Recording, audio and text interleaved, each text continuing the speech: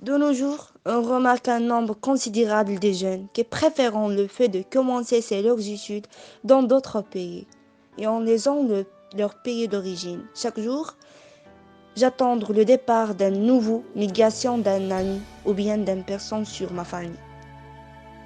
Mona est un exemple qui est diligente et intelligente, mais il a décidé de terminer ses études au Canada et malheureusement, elle est partie au Maroc.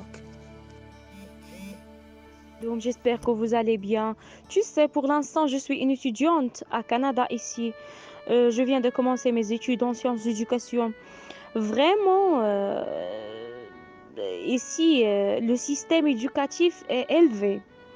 Que penses-tu à l'idée de commencer ou bien de poursuivre tes études ici? Et aussi, nous trouvons mon amie Oumeima. Vraiment, est une personne très intelligente et géniale dans une large mesure. Diplômée d'un baccalauréat avec une moyenne de 18 et continue ses études à l'école supérieure d'art et métiers à Meknes. Mais après quoi, il a décidé de partir en Norvège pour suivre ses études et ainsi réaliser une réussite dans un autre pays. Actuellement, j'étudie en deuxième année à l'École nationale d'art et de métier à Meknès, au Maroc bien sûr.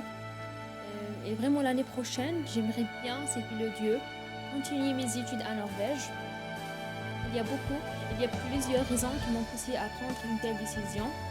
En premier mot, personne ne peut négliger la qualité du système universitaire qui est largement reconnu là-bas.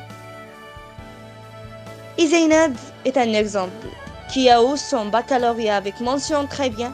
Il a décidé de continuer ses études à l'Allemagne. Il a préféré de ne pas continuer ses études à le Maroc parce qu'il n'y a pas beaucoup de postes de travail. Coucou, j'ai de bonnes nouvelles. Tu te souviens un jour, je t'ai dit, Inch'Allah, je continuerai mes études à l'étranger. Oui, alhamdoulilah, cela va être vérifié. Après avoir une mention très bien et après avoir vécu une très grande déception de ne pas être acceptée dans une bonne école supérieure au Maroc, Inch'Allah, je vais étudier l'architecture en Allemagne. Souhaite-moi une bonne chance, ma chère. L'ENSA, l'EST, l'FST, le NCG et l'ENSAM. Ce sont des écoles qui donnent des diplômes aux 1010 étudiants. Mais la question qui se pose, est-ce que tu sais le grand nombre va trouver des postes de travail? Bien sûr non.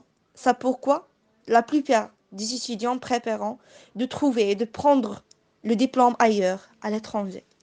Finalement, et après d'avoir cité tous ces exemples des étudiants qui ont qualifié et vous voulez continuer leurs études à l'étranger, on peut déduire que la continuation des études à l'étranger devient une tendance. Vraiment, elle devient une tendance.